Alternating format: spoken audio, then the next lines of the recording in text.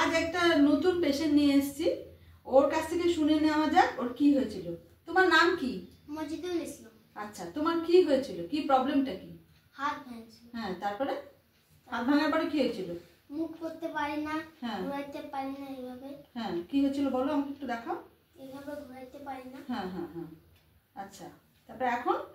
এখন পারি। হ্যাঁ, এখানে কদিন হলো? 6-7 দিন হলো না ফিজিওথেরাপি করা। ও প্রথমে ওর এখানটাতে একটা রিস্ট জয়েন্টে একটা ফ্র্যাকচার ছিল। ফ্র্যাকচার থাকার পরে প্লাস্টার খোলার পরে ওর রিস্ট জয়েন্টে এরকম ব্যাকা ছিল। আর কি হচ্ছিল, ওর মুভমেন্টটা ঠিক মতন হচ্ছিল না। যখন আমি হাতটাকে এবার ঘোরাই, ওর পুরো বডিটা এরকম ভাবে বেঁকে যাচ্ছিল।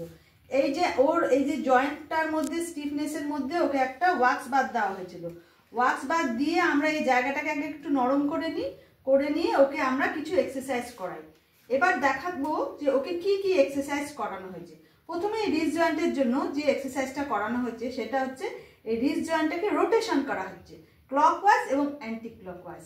প্রথমে আমরা যে এক্সারসাইজটা করাবো এটা 10 Times clockwise, 10 Times anti clockwise.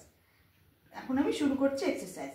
Exercise number 1, 1 2 3 4 5 6 7 8 9 and 10।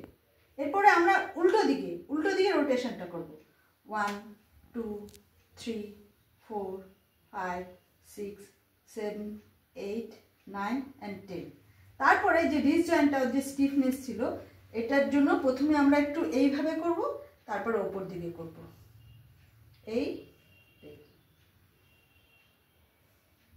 3 4 5 6 7 8 9 and 10। এটা 2 নম্বর এক্সারসাইজ করব। এইবার যেটা করব আমরা এক্সারসাইজটাকে ওর হাতের রিস্টটার মধ্যে এইভাবে আমরা রিস্ট জয়েন্টটাকে এইভাবে আমরা হাত দিয়ে ধরবো। এই আঙুলটাকে আমরা এই আঙুলের ফাঁকে ঢুকিয়ে দিয়ে এইভাবে আমরা হাতটাকে এইভাবে রাখবো, রেখে এই হাতটাকে আমরা এইখানে রাখবো, রেখে হাতটাকে আমরা এইভাবে ঘোরাবো। এইভাবে 1 2 3 4 5 6 7 8 9 10।